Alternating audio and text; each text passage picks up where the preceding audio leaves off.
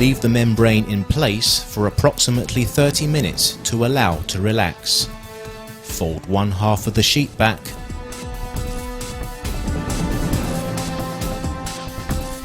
and roller apply water-based adhesive to the deck.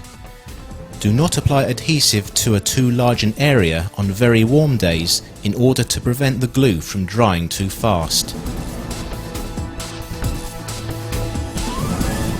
Carefully lay membrane onto adhesive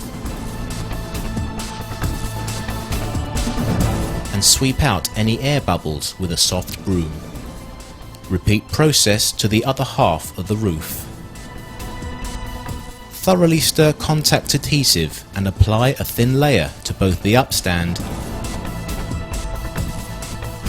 and the rubber.